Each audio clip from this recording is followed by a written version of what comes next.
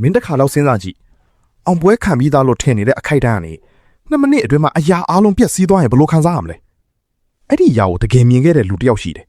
သူကတော့ဂန်ဒဝင်ထိုင်လူကြီးခေါ်လီနာပဲဒီဇလန်က1999ချန်ပီယံလိဖိုင်နယ်အကြောင်းပဲဘိုင်ယန်မြူးနစ်နဲ့မန်ချက်စတာယူနိုက်တက်ကမ္ဘာအကြီးဆုံးကလပ်နှစ်ခုရဲ့ဘိုးလူပွဲကနောက်ဆုံးမိနစ်ထိကိုဘိုင်ယန်ကတကိုးကိုမရှိနဲ့နိုင်နေတာအဲ့ဒီအချိန်မှာပဲအားလုံးကပြီးပြီလို့ထင်နေကြတယ်ဘိုင်ယန်ပရိသတ်တွေရဲ့အောင်ပွဲခံတာနီးကစားသမားတွေကလည်းမျက်လုံးထဲမှာပျော်ရွှင်မှုတွေကွင်းတစ်ခုလုံးကဘိုင်ယန်နေလို့ထင်ရတဲ့အထိပဲဒါပေမဲ့ဘောလုံးဆိုတာမျက်စိတစ်ခဏအတွင်းပြောင်းလဲသွားတတ်တယ်နောက်ဆုံးမိနစ်တွေထဲမှာယူနိုက်တက်ကရုတ်တရက်ခြေပါကိုသွင်းလိုက်တယ်ကွင်းထဲမှာတစ်ခဏလောက်မယုံနိုင်ကြဘူးဘိုင်ယန်ပရိသတ်တွေတော့မတရက်နေရနေမလှုပ်ဘူးပြီးတော့စက္ကန့်ပိုင်းတွင်းမှာပဲအရာအားလုံးကိုပြောင်းပြန်လှန်ပစ်လိုက်တဲ့နောက်တစ်ကူထောက်ဝင်လာတယ်ဘိုင်ယန်ဘက်ကမျက်နှာတွေအားလုံးငြိမ်သက်သွားတယ်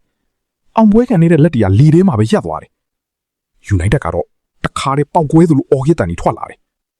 အဲ့ဒီအခိုက်အတန့်ကိုကော်လီနာကပြန်ပြောတဲ့အခါဒီလိုပြောတယ်ကျွန်တော်ဘဝမှာအမြဲမေ့မရတဲ့အခိုက်အတန့်ကဒီပွဲပဲ